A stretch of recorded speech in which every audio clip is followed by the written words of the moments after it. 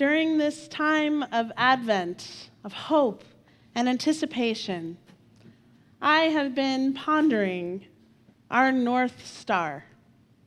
Our North Star, or Pole Star, aka Polaris, is famous for holding nearly still in our sky while the entire northern sky moves around it.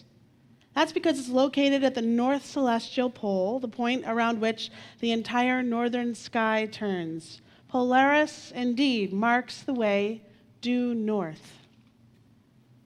And in our lexicon, this North Star is a metaphor for certainty, for orientation towards something sure and eternal. When enslaved people in this country escaped to freedom, it was the North Star they followed. But as it turns out, not even the North Star is forever. Right now, we see Polaris, sure, but humans 5,000 years ago knew another star called Thuban as their North Star. And 13,000 years from now, yet another star named Vega will be the North Star for this planet. Polaris will take another turn in about 26,000 years, if any of you are still around. So you see, nothing is certain, not faith nor doubt. And I used to think that in order to proudly let my faith flag fly, I required certainty. I remember the first time I saw a girl with a chalice tattoo. Have any of you ever seen a person with a chalice tattoo? I mean, we've got some at UUCA. I was a sophomore in college, and as soon as she rolled up her sleeve and I saw it on her arm, I felt immediate alienation from my UU faith. I mean, I thought I was pretty UU, but clearly she was very UU.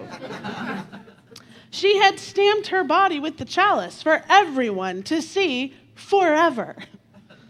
I asked her why she did it. Oh, she said, I'm like a really religious UU. And it was true. Even during college, she attended the UU Campus Fellowship every week. Unlike most of us in those formative years, her ethical stance on most issues was fixed. She was a vegan, a member of the peer sex education team. She was a leader in the feminist group on campus. In her spare time, she tutored at after-school programs. She made food and dropped it off to people living on the street in Greensboro. She was on student government, and as I recall, I don't believe she drank alcohol or even smoked pot. Not only that, she was an English major. Unitarian Universalist, bona fide. I was an English major too. I have never forgotten that moment when I realized that I was a UU, but not a really religious UU like her. I mean, I had a few t-shirts from the mountain camp, but I was experimenting with Quakerism at that time and attending Quaker meeting. Otherwise, I didn't think too much about my life choices, not ethics nor virtue. At that point, Unitarian Universalism was still my Sunday school religion. I mean, I was a fierce UU in high school, but once I got to college, the truth was I hadn't thought about it much. And when I saw her tattoo, I envied her calm certainty. I've seen this a few other times in my life, mostly while working in a network of Unitarian Universalist religious educators. Andrea Lerner, until recently, was the congregational life consultant for the UUA's Central East region, New York and Mid-Atlantic region of the United States. A few years ago, she developed a hashtag called Chalice of the Day. I don't know if any of you have ever heard of the Chalice of the Day. At first, it was only she, finding chalices in her oatmeal or in a cloud formation. And today, UU ministers, religious educators, and lay people from all over the world find them, and they send them to her with that hashtag, Chalice of the Day. And maybe one of them will get chosen to be the Chalice of the Day. There's a little bit of a competitive aspect to it. looking for this image in our day. There are hundreds of us now seeking a hidden image in our daily lives, a sign that we are on the right path, or a miracle in the toast proclaiming our faith and our presence in the world. And Andrea's Twitter handle, relentlessly UU, has been a beacon of joy and collective innovation. Now she's got all of us looking for chalices in our lives, sharing her posts, and there's a lightness to the project that feels like a balm amidst the heaviness in our denomination and in the rest of online existence, frankly. Now, I am also lucky, in addition to this, in my life, that I had the opportunity to serve one of our largest, most vibrant UU congregations in the wake of the death of their longtime senior minister, Forest Church. This was All Souls congregation in New York City on the Upper East Side. Forest Church is most likely one of our most well-known ministers. He was interviewed by Terry Gross on Fresh Air not long before he died of terminal cancer in 2008. He is also one of the few ministers who is most effective in sharing the gospel of theological inclusion. In 1990, Reverend Forest Church, senior minister of All Souls of New York, took out ads in the buses and billboards around the city. Only a few congregants supported his effort at the time. He did this without the large-scale support of the congregation, as I understand it. And the ads that he took out all over the buses and the subways read, "AIDS is a human disease and requires a human response." Again, this was in 1990. AIDS is a human disease and requires a human response. The poster revealed two people hugging, implying that one of them was HIV positive or living with AIDS. This was in 1990 when myths about HIV transmission were rampant. Many people living with AIDS were socially quarantined. And at the bottom of the ads was the address for All Souls Unitarian Church. And for the next decade, All Souls attracted religious wanderers who could accommodate rational thought about the AIDS scare in New York, and so they found their way to the church. Not only that, but in the 1980s and a bit of the 90s, Reverend Church also had a radio program on a local public classical station on Sunday evenings.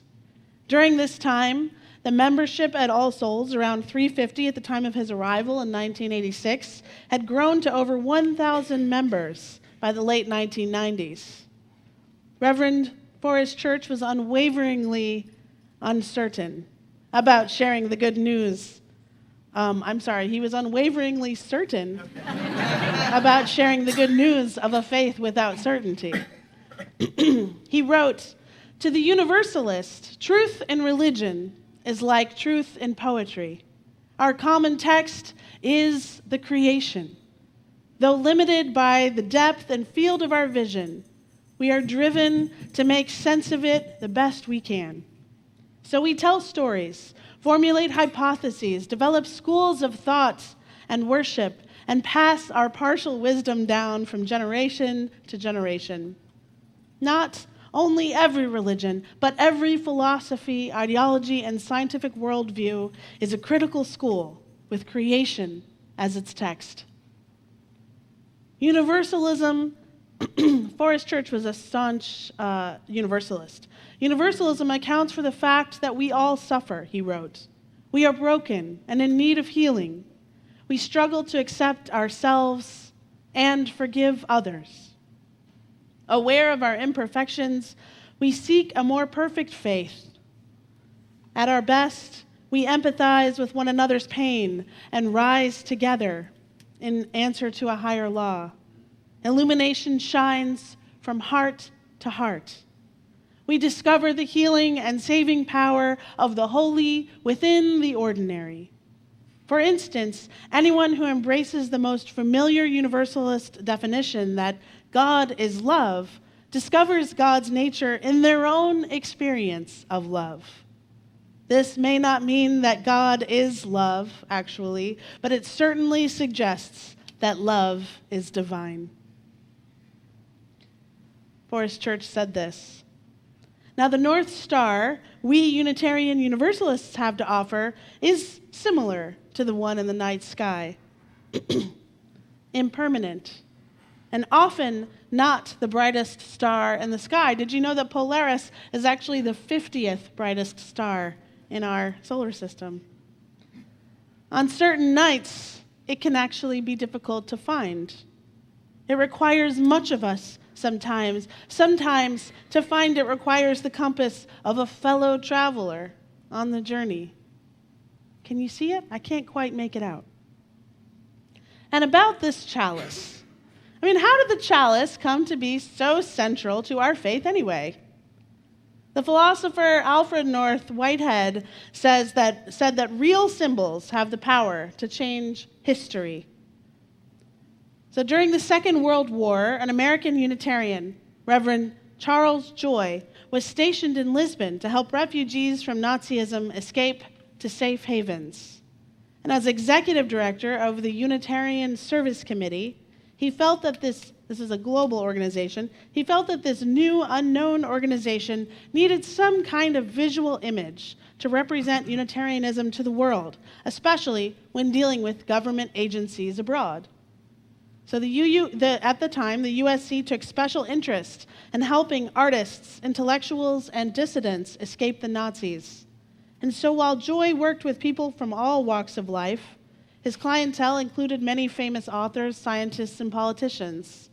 Now, many of the refugees fled without the identification papers they needed to cross borders.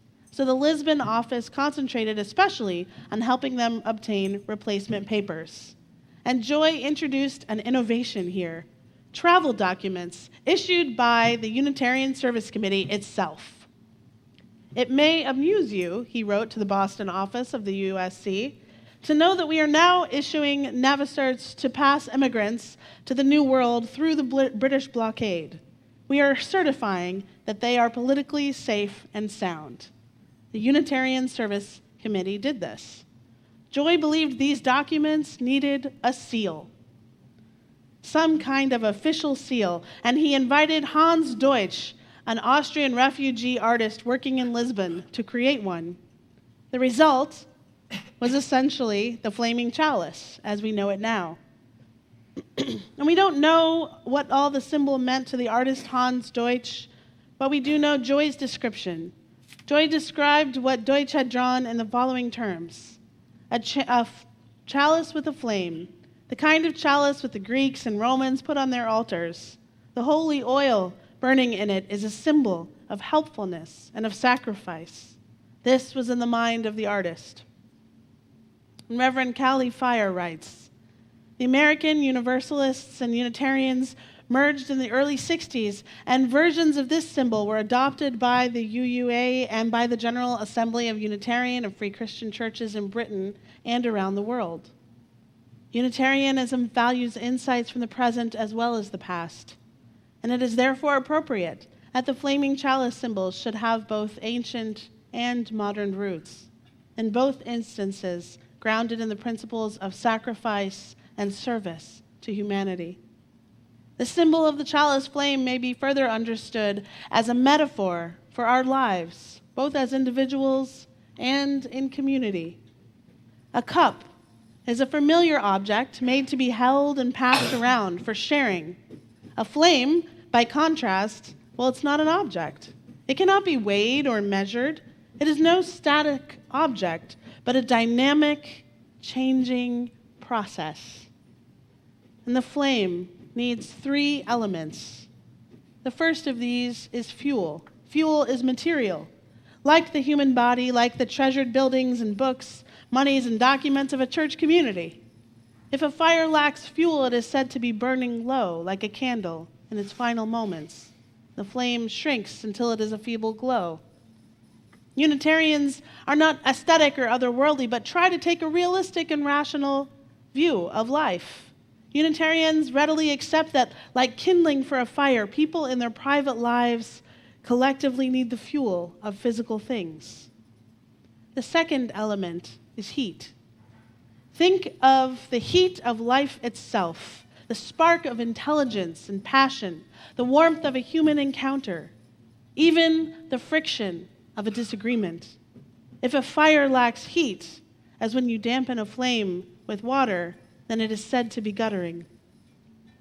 To develop, we also need heat. We need the vitality of congregational life, activities which animate and engross us, thought-provoking moments that challenge. Well, those are the signs of a healthy, liberal, religious community. We Unitarians believe that society is sustained by the warmth that functioning and supportive communities can offer. The third element is air. Spirit has always been compared with air or wind by Greeks and Hebrews alike. If a fire lacks air, we would say it is smoldering. There's much heat and thick black smoke, but then little or no light to be found. Unitarians are open to the importance of personal religious experience, whether in ritual, in worship, on a mountaintop, or in everyday moments during the working week. To develop, people need air, inspiration, to breathe in, something not visible yet vital, this element. The deep moments of the self in prayer or meditation, or the shared movement of the heart when spirit is felt.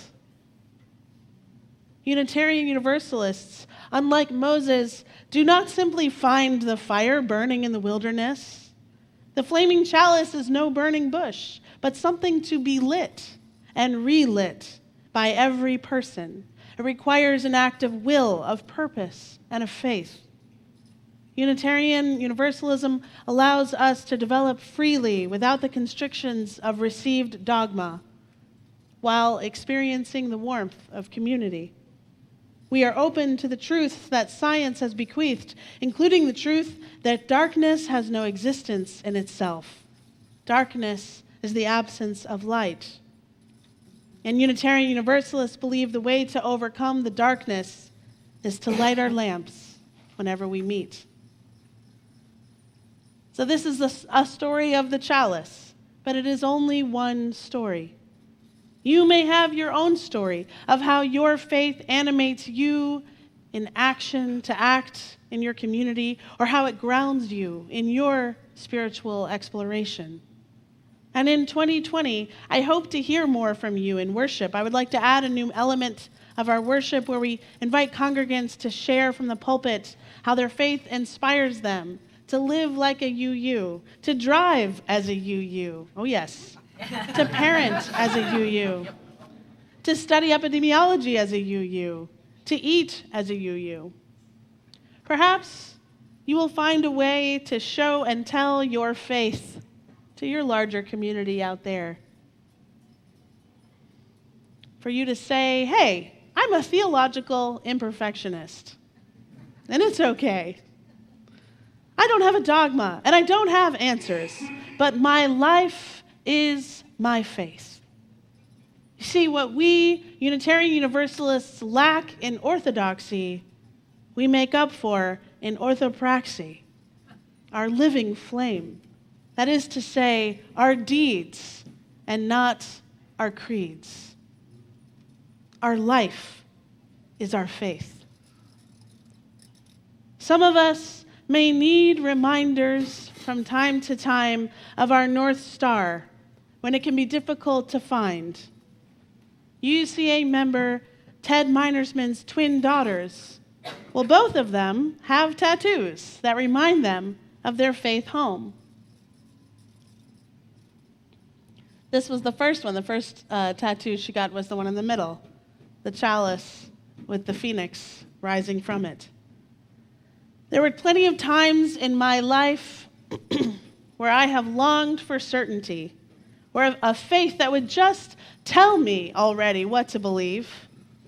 Life is complicated, and I too have longed for simplicity, certainty. But these days, I find so much more power, meaning, and surrender in the mystery, in the not knowing. This is his other twin daughter's tattoo. Okay, it's not a chalice technically, but it does include the phoenix, inspired by UUCA's phoenix. And the labyrinth, inspired by the labyrinth that happens once a year at the end of the year at UUCA. A month ago, I was talking to a colleague about this upcoming sermon. She is a newly minted UU minister, a young woman whose call to ministry is powerful, though she is currently on hiatus from her ability to fulfill this call due to her many health challenges. She perked up when I mentioned chalice tattoos. "Oh, I love mine," she said. And this was, by the way, this was not in Atlanta. I should also say this was in another state entirely. "I love mine," she said. "It's a little different than your run-of-the-mill chalice, though. A friend of mine had seen it somewhere. I don't know where she saw it, but she designed this beautiful chalice that means so much to me, especially with my surgeries and my illness. Would you like to see it?" "Sure," I replied, feeling less impressed by chalice tattoos since that first one I saw in college. That was her tattoo. It's our logo, if you don't know that. And she had no idea that it was the logo for this congregation. Holy synchronicity, I call this.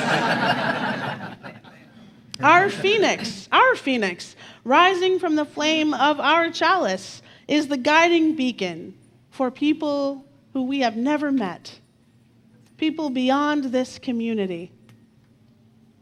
We find ourselves in the darkest time of the year looking up, as the characters in the Nativity story did, for a North Star we can rely on. Will he or won't he be impeached?